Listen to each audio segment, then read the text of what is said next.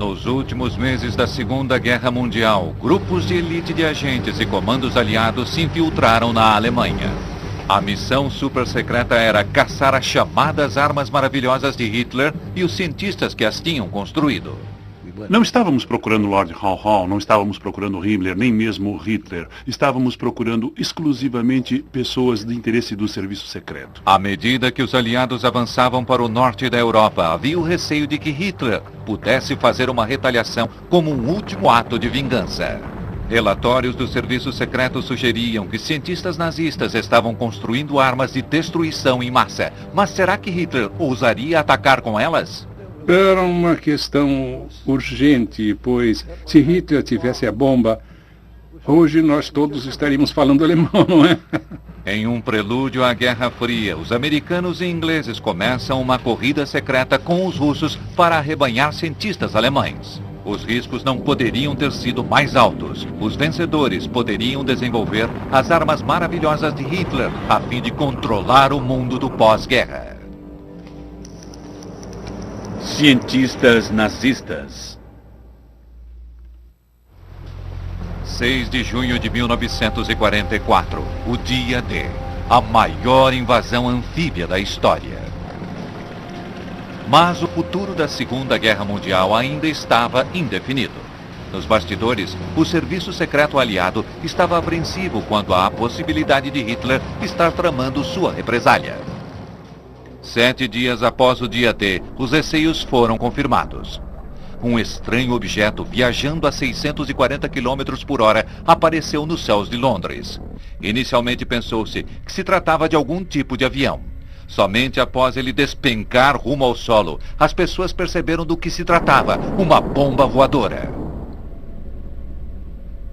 Nos 4 dias seguintes, centenas de bombas choveram sobre Londres. O impacto de uma delas, em 18 de junho, matou 121 pessoas. Essa era a primeira das armas de vingança de Hitler, mais conhecidas como V1.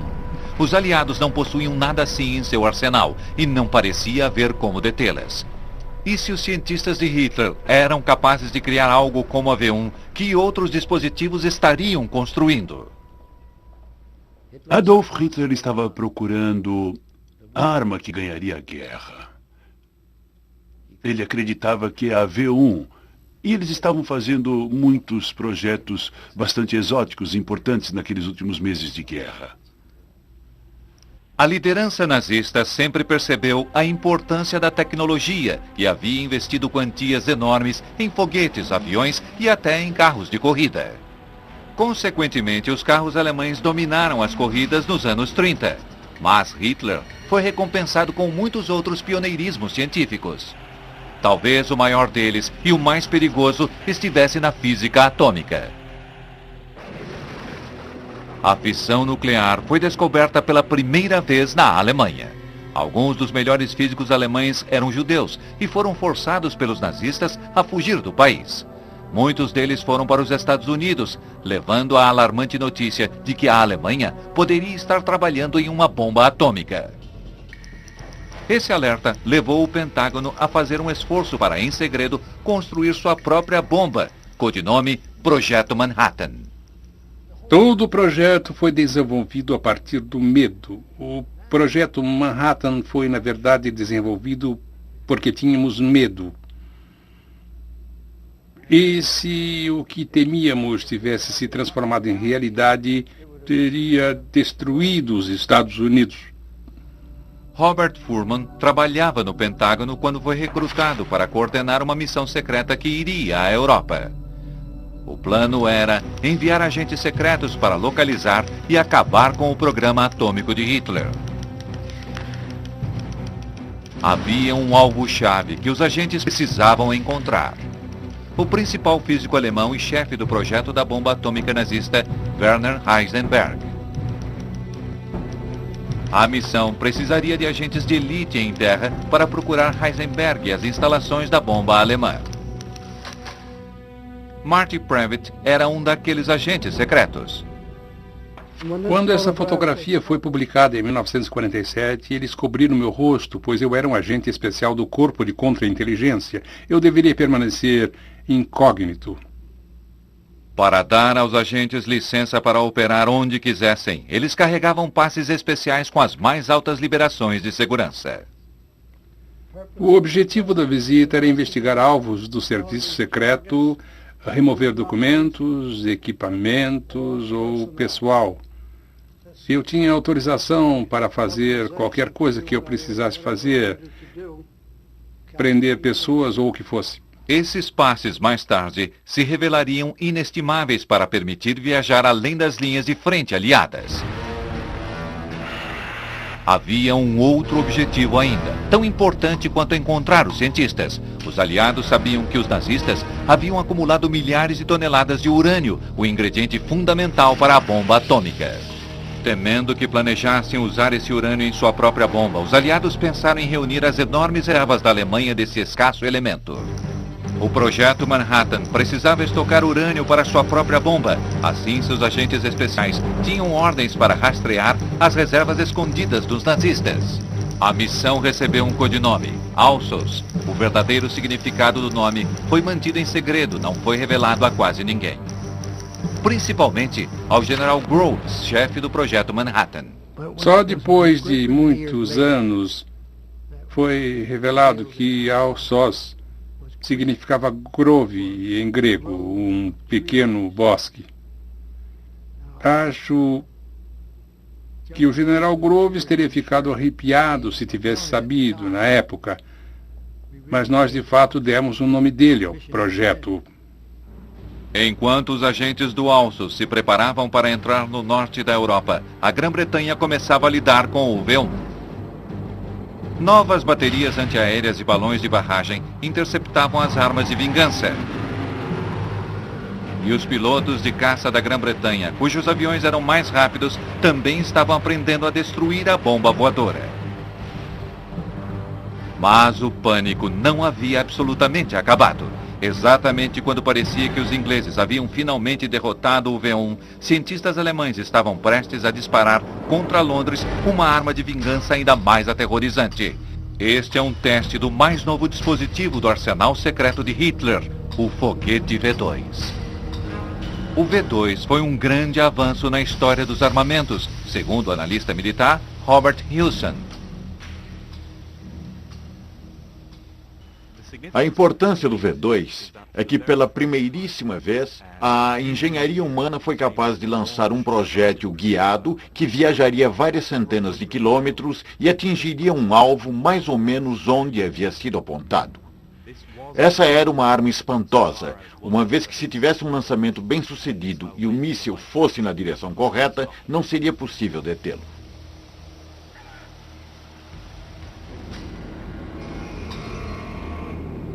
Uma mistura de álcool e oxigênio líquido impulsionavam o foguete a 320 quilômetros em menos de 5 minutos. Ele carregava uma ogiva de 1 tonelada, capaz de arrasar um quarteirão de uma cidade. O verdadeiro avanço tecnológico era o sistema direcional do V2. Giroscópios controlavam palhetas no escapamento que manobravam o foguete em direção a seu alvo. Os alemães haviam lançado com sucesso o primeiro míssil balístico do mundo.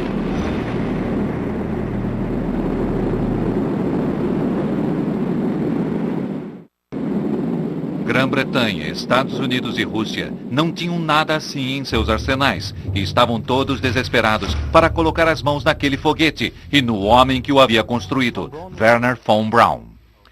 Von Braun fazia parte de um grupo de cientistas bastante visionários, pessoas que sonhavam com um voo espacial. Eram pessoas quase loucas, pois a partir da tecnologia do foguete muito primitiva que existia na época, eles sonhavam com viagens às estrelas. Hitler queria que von Braun testasse seus foguetes como armas. Von Braun estava tão entusiasmado em apoiar os planos de Hitler que não apenas se filiou ao partido nazista, mas tornou-se também major honorário da SS. Konrad Dannenberg era um dos protegidos de von Braun. Com quase 30 anos, ele conheceu o lendário pai da arte de projetar, construir e manobrar foguetes. Fiquei realmente impressionado com ele. Não era apenas um engenheiro técnico realmente bom, mas era também um bom gerente. Ele sempre enfatizava que o trabalho que fazíamos Era realmente um trabalho de equipe e ele era apenas, por acaso, o líder da equipe. Cada um dos aliados queria ser o primeiro a prender Von Braun e seus foguetes mortais. Todos eles percebiam que esse era o futuro da guerra. Poderosos ataques aéreos contra as principais instalações de pesquisa do V2 haviam forçado os homens envolvidos com o foguete alemão a se mudarem para um lugar secreto. As informações do serviço secreto acerca do paradeiro de Von Braun ou de sua nova fábrica de foguetes eram insuficientes. Os britânicos tinham em vista outros importantes cientistas nazistas. Uma unidade especial de comando, a 30AU, havia sido criada por Ian Fleming, o criador de James Bond. Um de seus agentes era Charles Wheeler, hoje um veterano correspondente da BBC. Ele era considerado pelos oficiais da Marinha e acredito que pelos fuzileiros da 30AU como alguém que passaria a maior parte da guerra frequentando clubes noturnos e tendo almoços caros, etc. Por isso não era um de nós. Enquanto Ian Fleming levava adiante seu suntuoso estilo de vida londrino, os comandos do 30AU estavam no norte da França. Eles levavam um livro preto, a lista de centenas de alvos compilados pelo Serviço Secreto Britânico. Não estávamos procurando Lord Haw, não estávamos procurando Himmler, nem mesmo Hitler. Estávamos procurando exclusivamente pessoas do interesse do serviço secreto. O livro preto tinha nomes, alvos, locais, pessoas. E o mais importante eram os cientistas alemães. Seu alvo principal era Helmut Walter, o inventor de uma nova e espantosa forma de propulsão em aeronaves. Esse era um motor de avião para um Messerschmitt, que realmente era tão avançado que nem os ingleses ou os americanos tinham qualquer coisa parecida. Ele possuía um nível de ascensão que conseguia subir quase 10 quilômetros em 2 minutos. Esse filme de arquivo, visto pela primeira vez em televisão, mostra Walter levando nazistas de alto escalão em um tour pela sua fábrica. Assim como os foguetes de Von Braun, a pesquisa de Walter era extremamente interessante para o Terceiro Reich. Mas a tecnologia dele era igualmente desejada pelos aliados, segundo o historiador de defesa Matthew Hutley. A tecnologia que estava sendo desenvolvida por Walter era uma área de grande interesse para os aliados. O almirantado via isso como a joia da coroa das inovações alemãs da guerra e algo que precisava ser desenvolvido e perseguido no Reino Unido. Nos últimos meses de 1944, as missões científicas inglesas e americanas atravessaram a França tão rapidamente quanto os aliados conseguiam avançar. Mas os alvos científicos-chave ainda permaneciam dentro da própria Alemanha. Logo, eles teriam que enfrentar uma nova ameaça. No leste, o Exército Vermelho Russo estava avançando rapidamente pela Polônia em direção à fronteira alemã. Eles também estavam ansiosos para ir à caça dos melhores cientistas nazistas. Apesar de oficialmente aliados, havia uma não declarada, mas profunda desconfiança entre Estados Unidos, Grã-Bretanha e Rússia. Os aliados se uniram pelo objetivo comum de derrotar a Alemanha. Mas, quando a guerra começou a se aproximar do fim, atritos e fissuras começaram a aparecer e eles haviam estado ali durante toda a guerra. Mas se tornavam mais aparentes à medida que se evidenciava que a Alemanha estava à beira da derrota. Em fevereiro de 1945, com o esfacelamento dos nazistas, os 3 líderes se reuniram em Yalta e concordaram em dividir a Alemanha em 3 zonas de ocupação. Mas as zonas planejadas aumentaram a urgência da busca aos cientistas de Hitler. Muitas das áreas sob controle russo conteriam alvos científicos e o Exército Vermelho estava agora bastante perto desses locais-chave. Semanas após Yalta, os ingleses e os americanos cruzaram o rio Reno e espalharam-se em todas as direções pela Alemanha, esperando chegar a seus alvos antes dos russos. Os relatórios do serviço secreto sugeriam que Werner von Braun havia transferido sua fábrica de foguetes V2 para o centro da Alemanha. A trilha levava para a pequena cidade de Nordhausen. Na manhã de 11 de abril de 1945, uma equipe americana chegou a essas colinas, onde fez uma assombrosa descoberta. A fábrica secreta de Von Braun, onde milhares de foguetes V2 estavam sendo construídos, estava escondida no local subterrâneo. A extensão era enorme. 2 túneis principais, cada um com mais de 1,5 km, eram conectados por 46 túneis menores. Conhecida como a Mittelwerk, era a maior fábrica subterrânea do mundo. Os americanos ficaram surpresos com o que haviam encontrado. A chegada àquele local deve ter sido como um momento Tutankhamon para as tropas americanas. Elas sabiam que ela existia e tinham uma vaga ideia do que estava acontecendo ali. Mas subitamente eles estavam em uma caverna de Aladim, pois encontraram as linhas de montagem que estavam intocadas, não danificadas por bombardeios, e havia dúzias de armas intactas. As equipes científicas desceram até Mittelwerk, maravilhadas por encontrar esse valioso tesouro tecnológico. Hoje, esses túneis são tudo o que resta do imenso complexo subterrâneo.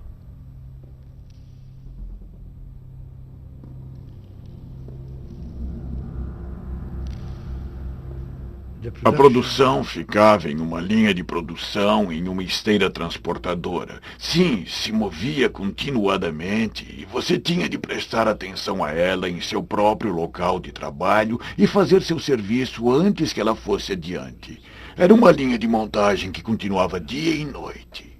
Essas raras fotografias mostram a extensão da operação de Von Braun. Mais de 4.000 V2 haviam sido produzidos em menos de 9 meses. Mas nada poderia ter preparado os americanos para a maneira como as armas eram construídas. Os nazistas utilizavam milhares de trabalhadores escravos nos túneis. Um deles era Andrew Herskovits, que tinha apenas 14 anos quando chegou aqui.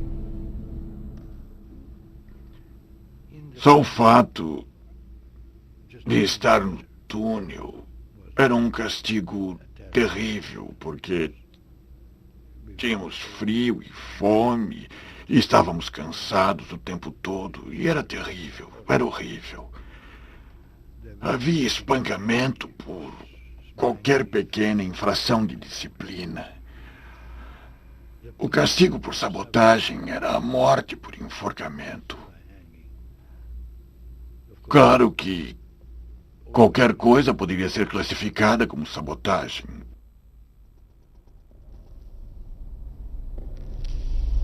Os trabalhadores ficavam alojados aqui, em um campo de concentração especialmente construído para suprir mão de obra para os túneis. Quando os americanos liberaram o campo, eles testemunharam em primeira mão o verdadeiro custo do programa de foguetes germânico.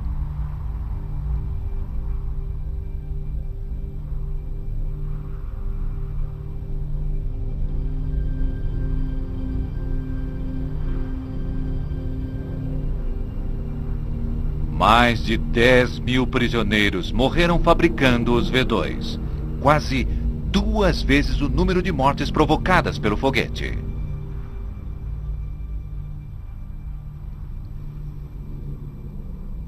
Eu, pessoalmente, acho que não se esperava que sobrevivêssemos mais de um ano. Talvez a comida fosse calculada para fazer-nos durar um ano e depois morrer. Uma fatia de pão e um pouquinho de sopa, que chamavam de sopa, mas que não possuía qualquer nutriente. E com o pão tínhamos um pedacinho de margarina e uma minúscula salsicha, como chamavam.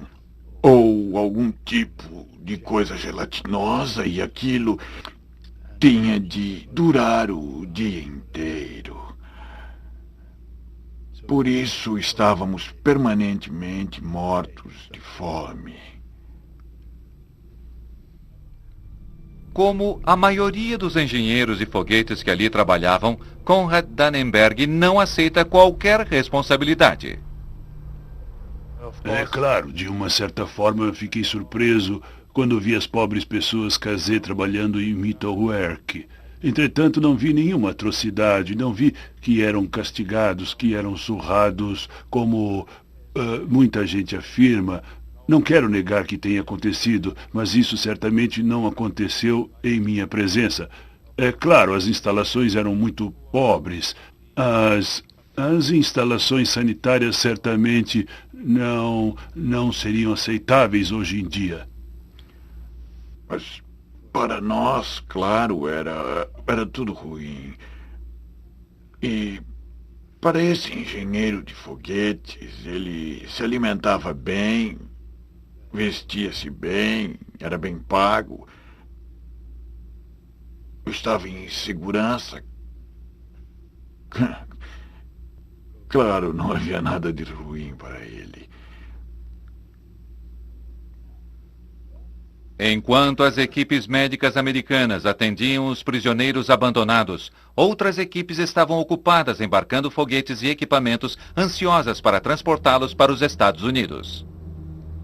Eles não conseguiram desmontar completamente a fábrica subterrânea antes da chegada dos russos. O Exército Vermelho descobriu que havia ainda bastante material para levarem dali. Agora, ambos os lados tinham os foguetes, mas ainda assim precisavam dos cérebros que os haviam criado. O alvo número 1, Werner von Braun, havia desaparecido com mais de uma centena de membros de sua equipe de foguetes. Havia boatos de que estava a caminho do sul, rumo à Bavária. A vários quilômetros de distância, os agentes à procura do projeto da bomba atômica alemã continuavam buscando Werner Heisenberg. Documentos foram apreendidos na cidade de Haigerloch. Ninguém sabia até que ponto os nazistas haviam construído uma bomba, mas eles tinham ouvido falar de uma agitação de atividade secreta girando em torno de uma caverna subterrânea sob o castelo da cidade. Os agentes encontram a caverna muito facilmente, mas a pesada porta de aço estava trancada a cadeado. O coronel encarregado Boris Pash, que morreu em 1995, descreveu como eles conseguiram entrar na estranha caverna. Um papel grudado na porta indicava a identidade do gerente.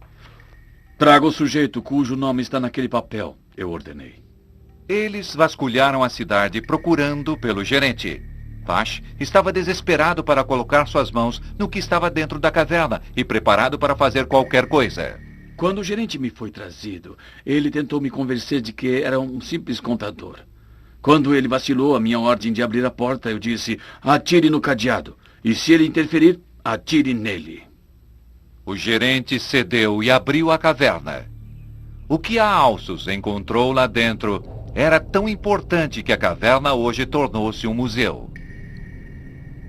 Dentro das rochas sob o castelo, os físicos alemães haviam construído um reator nuclear. Cubos de urânio eram baixados até um tanque e bombardeados com nêutrons em uma tentativa de conseguir uma reação em cadeia, liberando uma quantidade tremenda de energia. A equipe de Heisenberg não possuía urânio suficiente, umas poucas toneladas mais, e o reator poderia ter funcionado. O coronel Pash ainda precisava interrogar Heisenberg, mas seu alvo principal havia desaparecido e fora visto pela última vez se dirigindo à Bavária para se reunir à família. Quando os agentes começaram a desmontar o reator, ficaram surpresos ao descobrir que o urânio vital havia desaparecido. Os homens de Marty Previtt prenderam a maioria dos outros cientistas alemães na tentativa de fazê-los falar. Prendemos os físicos e os interrogamos e eles confessaram que tinham um armazenamento de urânio e que o haviam enterrado. Eles tentaram escondê-lo na esperança de que não o encontrássemos. Depois de 3 dias de interrogatório, os físicos alemães finalmente falaram. Eles levaram os interrogadores a um campo logo nas cercanias da cidade. Preocupado com Minas, Marty convocou a ajuda de um alemão da região. Depois de várias horas de escavação, eles finalmente conseguiram seu prêmio. Tiraram dali mais de 2 toneladas de urânio enterradas nos arredores de Haigerloch. A Força Aérea levou o urânio até a Grã-Bretanha. Era coisa muito pesada, e assim foram necessários 20 desses aviões voando para lá e voltando várias vezes para carregar todo aquele material. A maior parte do valioso urânio estava agora nas mãos dos aliados. Entretanto, os mais importantes cientistas de Hitler ainda estavam à solta. Antes do fim da guerra, a unidade 30AU do Serviço Secreto Inglês estava empenhada em capturar um dos mais importantes cientistas de Hitler. Seu alvo, o projetista de aviões e foguetes Helmut Walter, que estava atrás das linhas inimigas no porto de Kiel. Para conseguir pegar o Walter, cerca de 6 fuzileiros avançaram, na verdade, à frente do exército, junto, eu creio, com a SAS, e foram direto ao quartel-general de Walter. Eles sabiam mesmo onde era, pois lá estava o Walter. E ele, no início, não quis absolutamente colaborar. Então, depois de alguns dias, subitamente decidiu que poderia relatar tudo o que sabia. Walter havia trabalhado em uma aeronave radical, a respeito da qual os ingleses estavam ansiosos por aprender mais. Eles também precisavam de alguém com coragem suficiente para tentar voar naquela máquina. O piloto de teste Eric Brown era o homem para esse trabalho. Eric Brown, uma lenda na aviação, havia pilotado mais tipos diferentes de aeronaves do que qualquer outra pessoa no mundo. Ao voar para a Alemanha nos últimos dias da guerra, ele surpreendeu-se com o que encontrou. Foi como entrar na caverna de Aladim, no que diz respeito a aeronaves avançadas. Os campos de aviação que visitamos estavam, em sua maioria, em um estado caótico. Mas, para nosso espanto, o estranho era que eles não haviam tocado em nenhuma de suas aeronaves avançadas a jato ou a foguete. Ora, a única explicação que tenho para isso é que eles estavam tão orgulhosos de suas conquistas nesse setor que queriam que víssemos o que estava disponível, o que poderia ter sido. Eric viu bem de perto uma das aeronaves de aparência mais estranhas da Luftwaffe alemã, o Messerschmitt 163, com seu motor a foguete projetado por Walter. Era um avião que fazia a adrenalina fluir. Pilotá-lo representava, certamente, um grande desafio. Ele tinha várias características inovadoras, revolucionárias, tinha asas enflechadas, mas, acima de tudo, era acionado a foguete e aterrissava em um esqui. Eric estava desesperado para descobrir como funcionava o ME-163, mas quanto mais ele descobria a respeito dele, mais percebia que esse seria um perigoso voo teste. O foguete que o Walter desenhara para aquela aeronave era um trabalho de engenharia muito inteligente. Era pequeno, leve e potente. Mas por usar uma explosiva mistura de combustível, duas substâncias, C-Stoff e T-Stoff, que quando misturadas basicamente explodem e acionam o foguete, ele era conhecido por seus pilotos como uma bomba voadora. Os dois combustíveis se misturavam para produzir 8 minutos de energia de foguete. Assim, o avião subiria 6.100 metros em menos de 2 minutos e poderia lançar ataque surpresa contra bombardeiros inimigos. O piloto sentava em uma cabine cercada pelo combustível do foguete. Não era um avião para medrosos. Mais de 10 pilotos alemães haviam morrido tentando pilotar o 163. A maioria foi morta durante a decolagem ou aterrissagem. Mas isso não parecia preocupar Eric Brown. Fui encorajado pelos peritos que estavam participando para tentar fazer aquilo funcionar. E não havia ninguém por ali para nos impedir. Aquilo era para valer. O ruído era mesmo de estourar os ouvidos e, quando você sentava ali naquela aeronave, sacudindo sob essa potência, você sentia que era como pilotar uma bomba atômica. E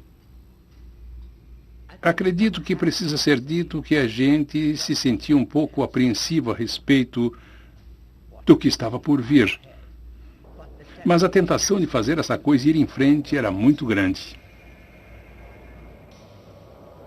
Eric Brown tornou-se o primeiro e único piloto aliado a voar esse avião de propulsão a foguete.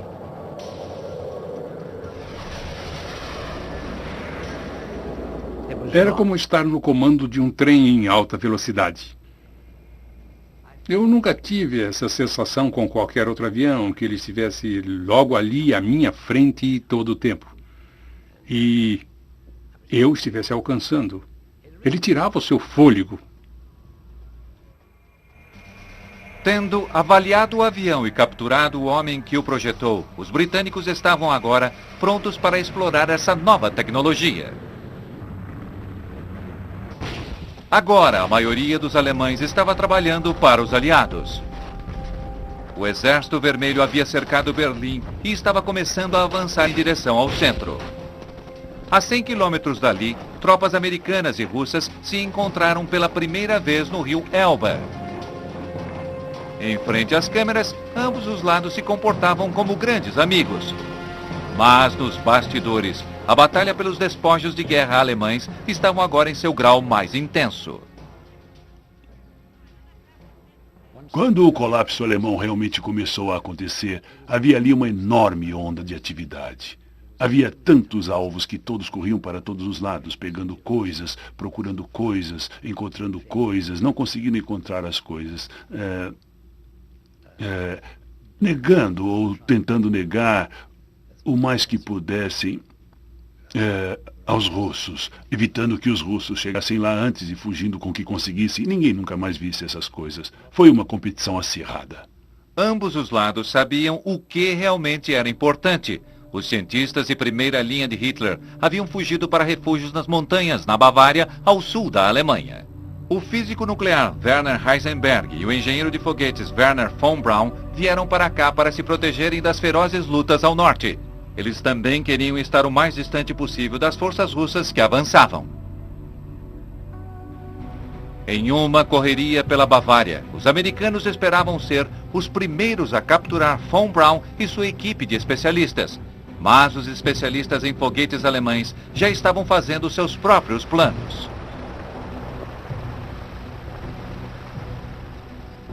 Tínhamos algumas reuniões secretas com von Braun e alguns dos membros mais íntimos de sua equipe a fim de conversar a respeito do que faríamos no final da guerra. Havíamos analisado se deveríamos nos voltar para os russos e haviam algumas indicações de que os russos estivessem possivelmente interessados na arte de foguetes. Mas haviam ouvido muitas coisas ruins a respeito dos russos. E acho que todos nós percebemos que com o V2 havíamos dado uma contribuição nova e importante para a alta tecnologia. E por isso tínhamos esperança de que pelo menos essa situação nos ajudasse a sobreviver à guerra e fazer alguma coisa que valesse a pena depois da guerra. Von Braun percebeu que o conhecimento singular de sua equipe que trabalhava com os foguetes poderia garantir tratamento privilegiado quando a guerra terminasse. No dia seguinte ao anúncio da morte de Hitler, os alemães especializados em foguetes saíram do esconderijo. Em sua louca corrida para o sul, von Braun havia quebrado o braço em um acidente de carro. Eles estavam aliviados por se renderem aos americanos e não aos russos. Von Braun foi enviado para os Estados Unidos. Seu futuro projetando foguetes parecia estar garantido, desde que seu envolvimento com a SS e a utilização de trabalho escravo não fossem levados em consideração.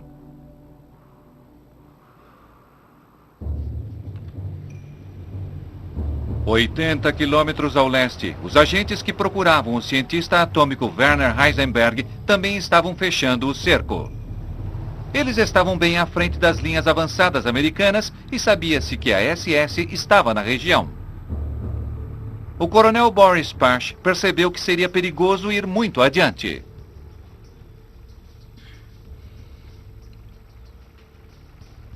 Será que eu deveria esperar até que a infantaria se juntasse a nós? Ou deveria prosseguir como nas operações anteriores? Decidi ir em frente. Eu percebi, como percebo agora, que a urgência que Washington exigia de nós justificava o avanço. Na verdade, tornava-o imperativo. Heisenberg estava na casa de sua família, acima do lago Walchensee. Seu filho Jochen tinha 6 anos na época e se lembra dos americanos se aproximando. Estava claro que as tropas americanas avançavam para cá e o meu pai, naquela ocasião, subia com frequência a colina para olhar de lá. Ele podia ver a luta acontecendo. E também informava as pessoas que o mais provável é que os americanos acabariam chegando. Evitando a SS, o coronel Pache e seus homens avançaram até a casa de Heisenberg. Em 3 de maio, eles finalmente capturaram o alvo número 1. Eu me lembro que naquela ocasião eu estava com meu pai e fomos visitar a casa da minha avó. Houve um telefonema dizendo que o meu pai deveria voltar para casa imediatamente. Então eu vim para cá, vimos os soldados americanos, mas eles estavam aqui no terraço e pareciam até bastante amigáveis. Heisenberg foi mandado para a Inglaterra para interrogatório. Mas levaria vários meses até que o mais importante cientista de Hitler revelasse o quanto sabia acerca da construção de uma bomba atômica.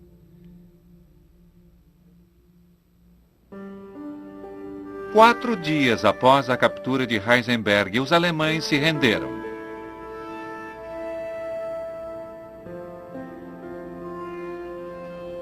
Em Berlim, a vida estava começando a ficar mais tranquila depois de 5 anos de guerra. Enquanto a Grã-Bretanha, os Estados Unidos e a Rússia tomavam posse de suas zonas de ocupação, o relacionamento entre os aliados alcançava um novo ponto baixo. A unidade britânica de comando 30AU estava operando na cidade e recebeu uma fria recepção dos russos. A situação era muito delicada e difícil, e as pessoas precisavam ser muito cuidadosas para evitar que rompesse algum tipo de violência. Eu acredito que não tenha ocorrido. Mas isso se tornou uma espécie de hostilidade mútua. Quer dizer, foi quando pela primeira vez me dei conta realmente de que havia uma Guerra Fria. A guerra mal havia terminado, estávamos na Guerra Fria. A hostilidade russa era compreensível. A 30AU em Berlim pouco tinha a ver com a missão de paz. Seus agentes estavam agora fazendo viagens dentro da zona russa, em operações clandestinas, para levar às escondidas para o Ocidente as esposas e famílias dos cientistas capturados. Chegamos a vestir uma mulher alemã como uma oficial inglesa da ATS e a fizemos passar por 2 postos de controle russos de Berlim Ocidental através de Helmstedt para a Alemanha Ocidental.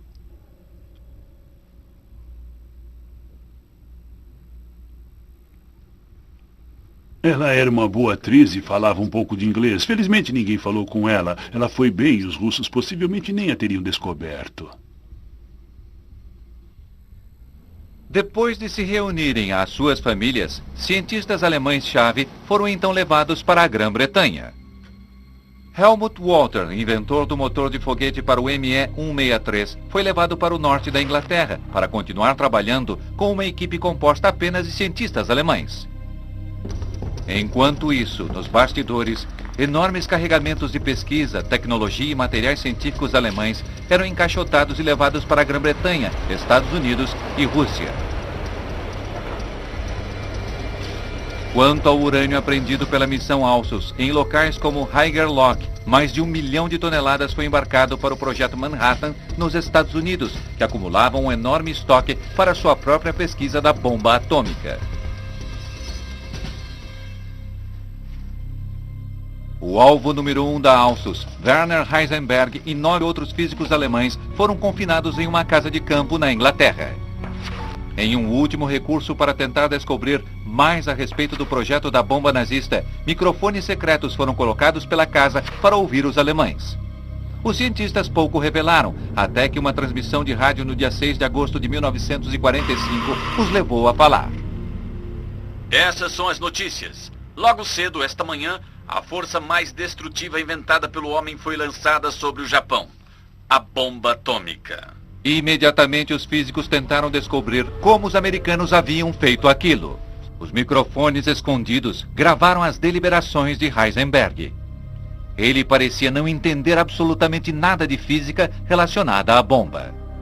Seu projeto para uma bomba atômica durante a guerra exigira milhares de quilos de urânio, enquanto que a bomba de Hiroshima utilizou apenas 56. Para os ingleses e americanos que estavam ouvindo, isso finalmente explicava por que o projeto da bomba alemã nunca teve sucesso. Pouco tempo depois, Heisenberg foi solto e voltou para a Alemanha. Ele não era mais considerado uma ameaça. 3 meses depois do dia V, 15 de agosto, foi declarado o Dia da Vitória sobre o Japão, Dia VJ. Noite adentro, a multidão gritou pelo alívio do fim da maior guerra da história. Nova York nunca antes havia comemorado dessa forma, mas nunca havia tido um motivo para tanto. A guerra podia ter terminado, mas a corrida para explorar a tecnologia alemã ainda continuava. Poucas semanas depois do dia VJ, Eric Brown voltou para casa em um avião alemão. É uma sensação muito emocionante, porque a gente sente uma mudança completa, não é? Pois qualquer aeronave alemã vinda para cá dessa maneira encontraria a barreira dos White Cliffs, mas aqui estávamos nós, trazendo a mais cobiçada aeronave deles, sem qualquer problema. O avião que Eric estava pilotando era muito mais importante que o perigosamente explosivo avião-foguete que ele havia testado antes. Essa aeronave teria uma grande influência na Guerra Fria. O Messerschmitt 262 era o primeiro caça-jato operacional do mundo. Ele tem uma aparência muito sinistra em vários aspectos, com aquela forma de tubarão, e realmente parecia capaz de provocar muitos problemas. Um avião de aparência bastante letal, grandes motores, e a lateral de tubarão é completamente plana. Tudo foi planejado para provocar resistência mínima ao avanço e máxima velocidade. As equipes de voo alemãs se vangloriavam de que o ME-262 era 160 km por hora mais rápido do que qualquer coisa que os aliados possuíam. Verificamos isso em Farnborough e descobrimos que os números deles estavam bastante exatos. A velocidade máxima dessa aeronave é de 910 km por hora. Nessa ocasião, nosso melhor caça tinha uma velocidade máxima de 715 km por hora. Assim, você iria de 715 por hora para 910 por hora, um salto realmente enorme. O 262 poderia ter mudado o curso da guerra, mas chegou tarde demais para os nazistas. Ele certamente teria um impacto sobre os conflitos futuros. Os engenheiros também estavam aprendendo, com a ajuda da aeronave alemã, a construir seu próprio caça a jato. Existe uma história famosa a respeito do chefe do projeto aerodinâmico da aeronave norte-americana, que entrou em uma escola noturna para aprender alemão, a fim de poder entender o que estava lendo. E desse modo sua equipe de projeto teve acesso ao 262. E a partir da aeronave real e dos projetos que estavam olhando, eles jogaram fora todo o seu próprio projeto para o XP-86, e o redesenharam como uma aeronave de asa enflechada, com um enflechamento clássico de 35 graus que se tornou o Sabre, um dos melhores caças a jato daquela época. Com o Sabre, os americanos pensavam ter construído a mais avançada aeronave do mundo. O que eles não sabiam era que os russos haviam encontrado exatamente o mesmo conjunto de dados alemães e os haviam utilizado para construir seu próprio avião a jato de asa enflechada, o MiG-15.